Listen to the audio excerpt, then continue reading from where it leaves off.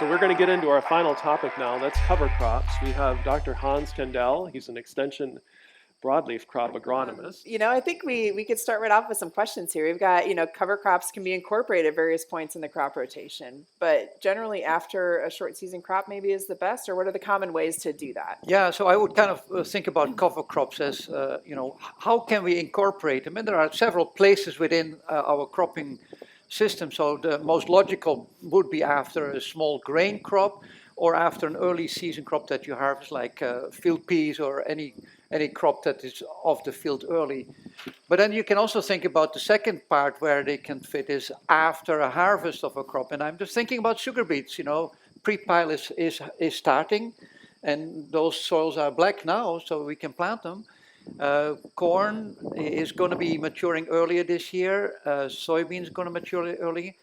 But then, can we still apply them? And we can go into discussion that, yeah, there are opportunities. And then I'm thinking about, springtime. If you plant something in the fall, it will grow in the spring. And then the third kind of large part of cover crops would be putting them in the crop, either sequential or at the same time or just at the end of a season. So I'm thinking, I want to talk a bit about sunflowers, for instance, where you can plant them within the crop. There's also wide row corn that you can plant them in. So there are three places I can see where you can plant cover crops within the system. It sounds like there's a lot of variety of times and efforts, and you can get them in quite a bit of different variability. So you can put them in almost any time. So what about the issues with establishment, especially in a dry year like this? Yeah, so that is the kind of the key part when we look at farming systems, and as I talk about, some of the intricate parts. The easiest one would be if you can plant a crop. Well, the one thing you do need is some moisture to germinate the crop, of course.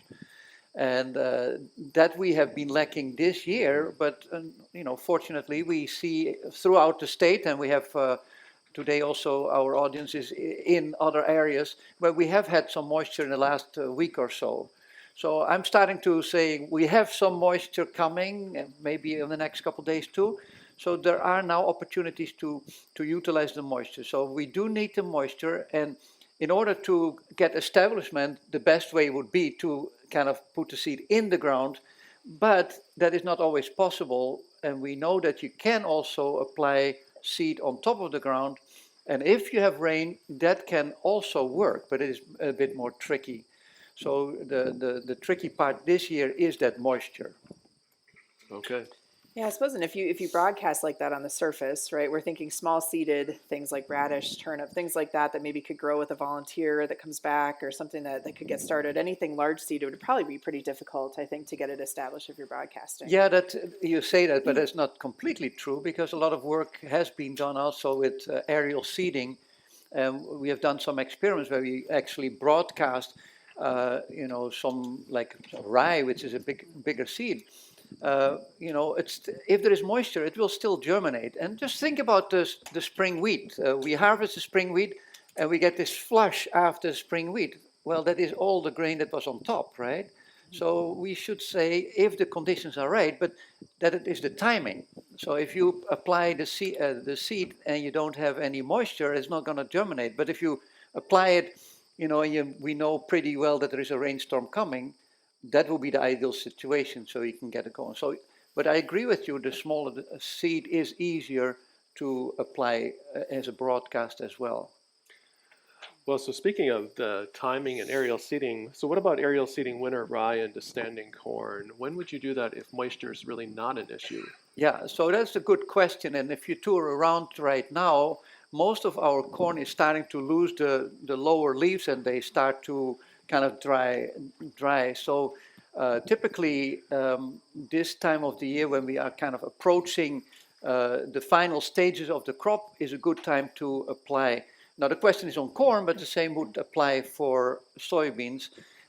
So as the leaf starts to yellow on the bottom of the canopy, that means the plant is shutting down, and aerial seeding would be okay. So I've done a little bit of work on applying at different timings in soybeans. And there are a couple of factors involved. There is one, your row spacing. So some have maybe narrow row spacing versus wider row spacing. If you have wider row spacing, the canopy is going to open up a little bit quicker, so you could maybe apply a little bit earlier that seed. If you are looking at the maturity of the soybeans, an early maturing bean, and you can look at the landscape, will drop the leaves a little earlier, so you could start applying that. And we, of course, talking about not the limiting factor of moisture. So Right. talking about this, I'm talking about including the moisture factor. Okay. Yeah, I'm guessing, have you, this year with it being so dry, though, are you just trying to keep mixes pretty cheap as far as if you're doing it at all? Or what are you recommending for this Yeah, fall? I want to kind of take it back a little notch and then answer your question Okay. in it, because I kind of want to talk about some of the systems a bit more in detail. So if we think about first the most kind of ideal situation is after a harvest of a small grain crop. So if Okay. you think about wheat, barley, even could be winter wheat that is harvested, or peas, and now we harvested a few weeks ago, and up to now we didn't have the moisture, but now we have moisture, and now we are getting some of that flush of the small grain. Well, we can consider that as well as a cover crop. So if you talk about a cheap mixture, what is cheaper than the volunteer? So there is nothing cheaper. So if you think about, if you want to spend really no money, the volunteer would be a good option. Now, the interesting thing is, if you think about field peas, that we will lose some seed, right? When you combine it. But if you tickle the ground a little bit, not too much, but tickle the ground, that seed also will germinate, because it is bigger, it needs a bit more moisture. But some research has been done in Carrington in the past, and that second flush actually nodulates a lot better, because it is the bacteria are already established quite well. So you get a field pea as a volunteer. That is ideal, because you get the biomass and you get fixation. Of course, with a small grain, you don't get the fixation of nitrogen, but you get, it is free seed. So then you add to that, okay, what else can you do? Well, we could add some other crops seeded into that, now season. And I would say we need to look at the cool season crops. So, and like the brassicas would ideal. And I like the radishes, as they can, some of the radishes make a long taproot, and that can really help hopefully kind of get more water infiltrate in the spring. That root will kind of melt, and there will be that kind of pathway for the moisture to move into the soil. So if you talk about small input, you have only a few pounds of the brassicas. Now, another way to think about it, some growers may have planted canola and may have a little bit seed left over. Well, it's never good to keep your seed for the next season, but if you have some left over, that's cheap, you can apply canola as a cover crop. So last year I tried some canola after spring wheat, and we planted, and it was a Roundup Ready canola, and the purpose of that was, we talked earlier with Joe Eichley about potential issues with weeds. So in that case, what we were doing is we had the volunteer wheat, and we had, the cheap Roundup canola. It was not going to go to seed because it was a spring canola, so it was going to die in the winter. We applied it, and if there was any weed issues, we could come back with the Roundup, kill, in that area with a target application, the weeds that you don't like, but you still kept the canola as a species. And last year, the canola is a little tolerant to light frost. It was growing after the first frost, still a couple of weeks, and we had a very nice success. So you can think about cheap seed as what do you already have, and incorporate that one into your system. Yeah, it sounds like a really a lot cheaper than I thought, just keeping that seed and just managing it.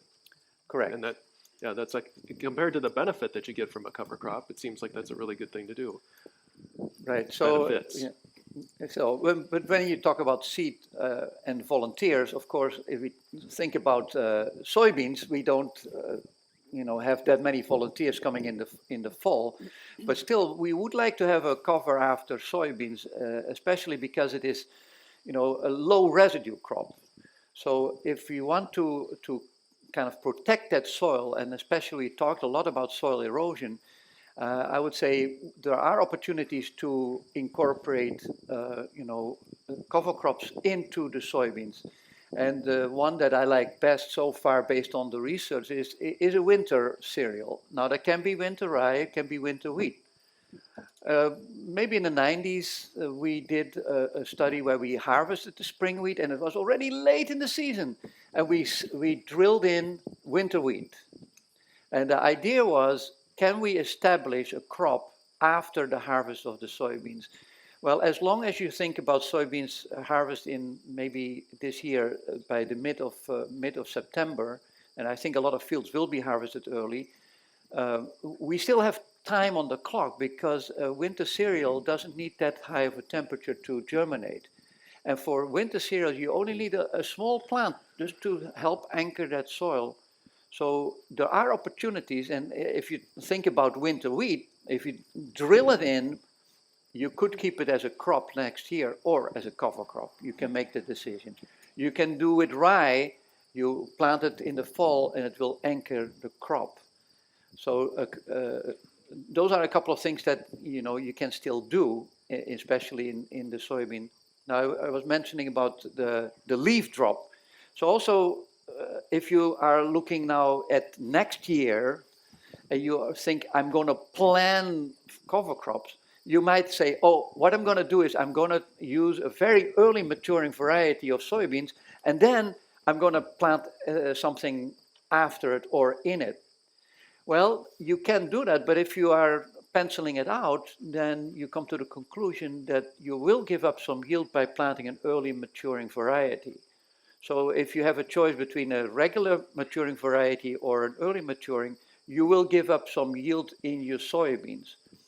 However, if you think about the benefit of the cover crop, we have a little bit more benefit of the cover crop, but it does not weigh up to the loss of the yield. So that's based on some of the trials we have done, that if you are looking forward and saying, I'm going to plan it out, I would not select an early maturing. I would just go with a full season and then work with a cover crop in addition. And the same with row spacing. Yes, with wider row spacing, it is easier to establish a cover crop. But we are giving up some yield potential compared to, like, say, 15 inch compared to 30 inch. I'm not a fan of 30 inch because we give up too much yield. However, it can be done, and you will get a little bit more cover crop established. Are there any things to worry about, Hans? So this year, the crops didn't canopy maybe as well as they have in prior years. You fly on a cover crop, and it starts growing. We have a long fall. Harvest is whenever it happens, and you have a lot of cover crop in there while you're harvesting your soybean. Is that going to be an issue, or what would you do to kind of hedge your bets on that to reduce the risk? Right. If you look at this year, I don't think it's going to be a risk, because the amount of cover crops that will grow in a month is not going to be that much. It takes you a week after seeding for you get the crop, and then it has 3 weeks. And my guess is you will have an early season harvest. Now, in corn, no issue at all, because corn is tall. So it can be an issue in soybeans if you planted your cover crop a little bit too early. But if we look at this season, there hasn't been any moisture, so I don't think there is much cover crop planted within soybeans at this time. If you would do it today or tomorrow, the time that the cover crop has to grow is not going to be an issue with harvest. But it would be something to consider if you say, okay, next year, we're planting soybeans and we're going to plant the cover crop in August. Well, August, the canopy of the soybean will be hopefully completely covering. So you will get some seed that penetrate the canopy, and they will sit there on the surface and try to struggle. So there is also the little bit of the danger of planting cover crop too early, and we don't have actually good results. That is why we say, based on what we have tested so far, it seems the best timing is when we see the starting of the yellowing of the beans in the bottom, then we know the plant is going to, the canopy is going to open up, and that will be the best time to fly on a cover crop. Okay. So a reminder, everyone here, if you have a question and you're in here with us, put it on a note card, raise your hand, and we'll grab it. And for those of you that are watching online or at one of the RECs, add that question into the chat box or the Q&A. And so there are questions coming in, Hans. And any thoughts on using winter camelina as a cover crop? Is there a market if we allow it to go to seed and harvest it next year? Yeah, so let's talk a little bit about a newer crop. So camelina is belongs to the brassica family, and it is very small seed. And it is winter hardy. That's the beauty about that crop, that if you compare it with winter rye, I would say camelina is in that same group of winter hardiness. So it is an ideal group. So we have been testing winter camelina for a number of years. The one thing that we have noticed is that, you know, it is very small plant in the fall. So it anchors some of the soil, but not as much. So if you think about, you know, putting it into either corn or soybeans, you put it in, it is a small plant in the fall, but it will survive and it will go and grow again in the spring. So if you get a stand established, it does more in the spring than in the fall. So we have talked about earlier too, mixing. So you could mix rye and camelina, and you would get a little bit more growth of the rye compared to the camelina in the fall, and then it goes into the spring. So can it survive? Yes. So then the other question is, can you let it go and harvest it maybe for oilseed? Some experiments have been done to look exactly at that aspect. Yes, it can be done, but you have to have a really good stand of the camelina going from the fall into the spring, because if you don't have a good stand, you have a very open canopy and you will not have much opportunity for the plant to grow. So some of the research was based on, let's grow the camelina, harvest it for an oil crop, and then see if we can plant a early maturing soybeans after the camelina. It can be done, but right now the market really for the camelina isn't there yet. Doesn't mean it will not be there. So there are opportunities, but I would not recommend doing it right now unless you have a market for that camelina. So I've got a question here on, you know, what is the seeding rate of aerial broadcasted rye? But maybe let's even, you know, what are some ballpark numbers, Hans, on, you know, seeding rates of radish and of all, some of these common cover crops that maybe give people an idea of where to start? Yeah, so that's a good question and a difficult question because there are too many what-if scenarios, right? So, you know, if you think about a bushel of rye, 60 pounds of rye, I think you're in the ballpark, a couple of pounds of some of the brassicas. But we also talked about mixing them. So if you start mixing them, maybe you can take them back a little bit to seeding rates. So there are a lot of nice charts with various seeding rates, but it depends on how you're going to seed it. If you seed it air by air and you're not sure you're going to get this rain, then you have to seed a little bit more, right? Because the chances that you will get establishment. If you are able to drill, we can go a little bit of a lower rate. If you drill and you have rye and a small seed, well, are they going to separate? It depends on your equipment. Some pieces of equipment can handle maybe different boxes and you can seed at the same time. So there are too many what ifs, but you know, 60 pounds probably you have done it before too. Yeah, kind of a best starting point at least. Yeah, and what about radish or whatever? Radish? I usually do 2 pounds. Yeah, so you know, say pound and a half, 2 pounds, depending on seed size and how you're going to use it. But I would recommend that if you're looking at those, look at other examples and what mixture you're going to use and adjust those rates. Okay. So a general question, and I would throw this to both of you, what percentage of growers are currently using cover crops, and how has that changed over time?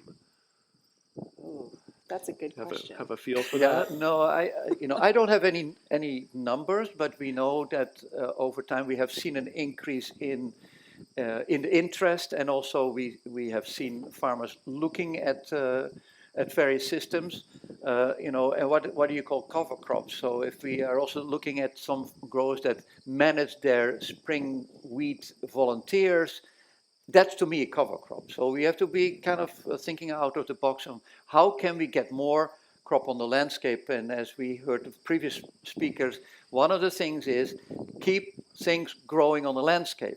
So that is a critical issue for soil health, for building that soil too. Yeah, I was gonna say, I used to drive from here to Bismarck, and I could identify every farmer for the fields I saw with cover crops in it. I knew whose land it was, and now I'm getting a little confused.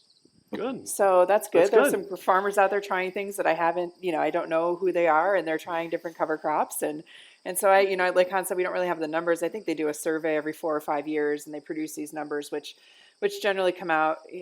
And I know we've more than doubled our use of cover crops in the last 5 or 6 years. And it's still not very high as far as usage, but I am seeing fields that I don't know who farms that field. I'm seeing fields with more residue on them, and I can't pick out which farmer it is anymore. And so that's a good sign. Good. And it's increasing. That's It's good. increasing, yeah. That's the main point, I think. So how would you use cover crops in a sunflower crop? Yeah, so we're now kind of maybe talking about a little bit about relay cropping, or how can you manage several crops. Now, the reason why we talk about sunflower is that it is a taller crop, but it also starts to lose some of its leaves earlier than some of the corn, for instance. So if you think about sunflower, it maximizes the amount of interception when the head is full. But after that, all of a sudden you get sunlight. So if you can start a cover crop in the sunflower, and then once the sunflower starts to dry down, you get all that sunlight. So what we have done is trying to plant sunflower and a cover crop at the same time, at the V4 when the sunflower had 4 leaves, at the V10 when it had 10 leaves. And what we found, there is this balance between the effect of the cover crop, how much it can produce, and the sunflower yield. So if you grow them at the same time, the cover crop can compete with the sunflower yield. So that is not a good system. You're giving up yield. But if you start at the V4 stage, now you plant a cover crop, V4, the plant is still kind of small. The cover crop starts to grow. The sunflower first grows, maximizes its growth, and then the cover crop is hanging in there. When as soon after bloom, all of a sudden the amount of light in a sunflower crop is increasing, and that's different from the corn, where it's very limited light coming in till the plant really dries down. But then that cover crop starts to put on some biomass, and you have biomass of the cover crop, and you have a yield, and the yield is not reduced if you apply it at the V4. So there's always, the fine line between competition and benefit. And you maximize the benefit if you would grow it at maybe the 4 leaf stage of the sunflower. So that would be one way to look at it. It is kind of a relay cropping. You start one, and then after it is already growing, the sunflower, you put in the cover crop. And in that way, you will have benefits in both ways.